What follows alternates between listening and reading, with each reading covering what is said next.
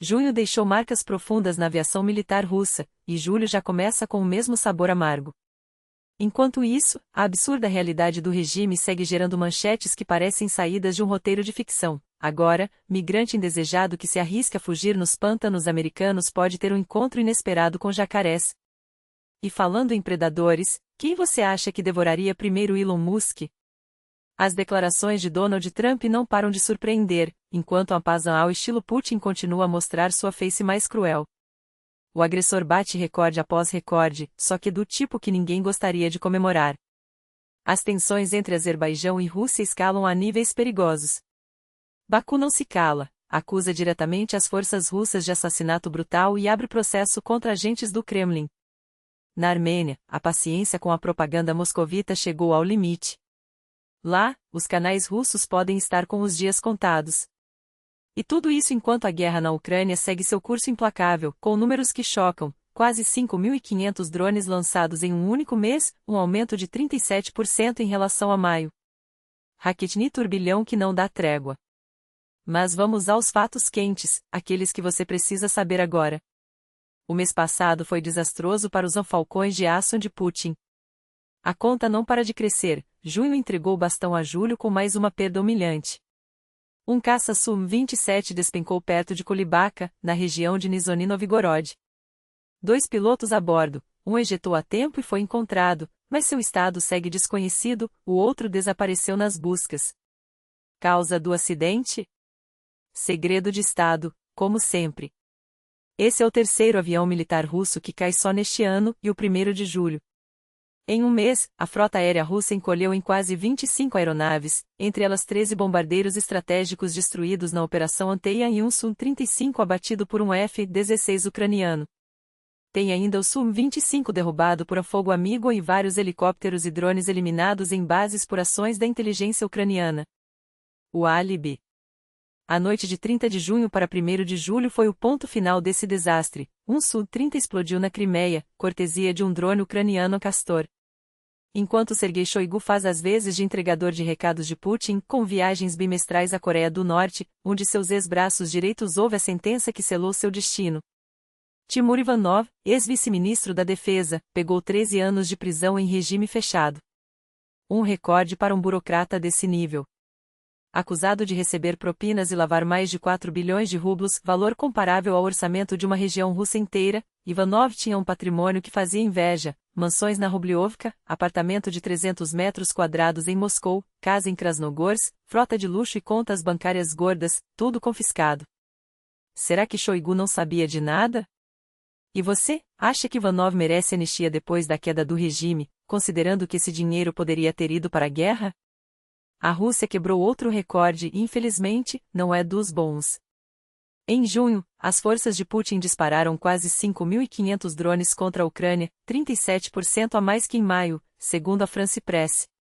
Para completar, foram 239 mísseis lançados no mesmo período, quase o dobro do mês anterior. Apesar do aumento nos ataques, a defesa ucraniana tem respondido com eficiência crescente. Em maio, 81% das ameaças aéreas foram neutralizadas e em junho, 86%. O pico veio na noite de 29 de junho, quando a Rússia lançou quase 500 drones de ataque e de distração, além de mais de 60 mísseis. A maioria foi interceptada ou perdeu o alvo, mas a Ucrânia perdeu um F-16 e o piloto não sobreviveu. O atrito entre Moscou e Baku não esmorece, pelo contrário, ganha contornos de crise diplomática. O Azerbaijão abriu processo criminal contra agentes russos acusados de assassinar 2 cidadãos azeris em Ekaterimburgo com requintes de crueldade.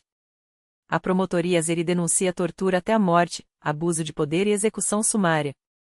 A Rússia, é claro, classifica os mortos como criminosos étnicos e chama a reação de Baku de exagerada. Enquanto isso, novas imagens mostram jornalistas russos detidos no Azerbaijão, acusados de espionagem e tráfico de drogas vindas do Irã. O Kremlin diz que trabalha pela libertação deles, mas as ações falam mais alto: novas batidas contra azeris, agora em Voronezh. Lembra do avião de passageiros azeri abatido pela defesa antiaérea da Chechênia em dezembro? Pois é, nem Putin nem Kadyrov pediram desculpas. A Armênia também perdeu a paciência. O presidente do parlamento, Alin Simonian, chamou os propagandistas do Kremlin de degenerados em que alimentam o ódio e pediu o banimento total dos canais russos no país. Eles já estão proibidos aqui, seus programas não entram, seus agentes não são bem-vindos. Mas se continuam a interferir em nossos assuntos internos, vamos fechar até o último sinal deles nas casas dos nossos cidadãos, disparou. Simonia não tem dúvidas, há uma guerra híbrida contra a Armênia, com comentaristas, alguns até com sobrenomes armênios, incitando protestos para derrubar o governo. E por falarmos em fronteiras, os Estados Unidos inovam no controle de imigração, uma prisão em pântanos da Flórida, onde jacarés e cobras fazem o trabalho sujo de dissuadir fugas. O próprio Biden brincou, ou não, com a ideia: jacarés são lentos, mas se você correr em zigue-zague, suas chances de escapar aumentam, em 1%. Um alcatraz dos trópicos, onde a natureza substitui os muros. As primeiras imagens já vazaram, e a polêmica está só começando. Isso é o que você precisa saber hoje. Notícias que chegam antes, explicadas sem rodeios. Porque em um mundo onde a informação é arma, estar um passo à frente faz toda a diferença. Eis o novo resort de luxo para indesejados, um isolamento tropical onde a hospitalidade é medida em metros de arame farpado e o cardápio inclui o que a natureza floridiana decidir servir. O governador Ron DeSantis, mestre de cerimônias dessa inovação carcerária Open Air, recebeu até a visita presidencial, porque nada diz a solução humanitária como um passeio VIP por um campo de contenção onde os hóspedes involuntários dividem o espaço com predadores de sangue frio. A ironia! Até os jacarés parecem mais bem-vindos do que os detidos. E se você achou que a criatividade punitiva pararia por aí, Donald Trump provou que a Flórida não é só sol e praia, é também um brainstorming geopolítico sem limites. Questionado sobre seu mais recente aliado de conveniência, o ex-presidente respondeu com a elegância de um stand-up em um bar de beira de estrada: não sei. Talvez a gente precise soltar o Dodge no Elon. Vocês sabem o que é um Dodge? É um monstro. Talvez tenha que voltar e devorar o Elon. Não é terrível? Sim, Donald, é terrível, mas não pela razão que você pensa. É terrível porque, mais uma vez, um bilionário e milhares de imigrantes foram reduzidos a peças de um mesmo tabuleiro de xadrez político, onde as regras são escritas com spray de pimenta e decretos de emergência.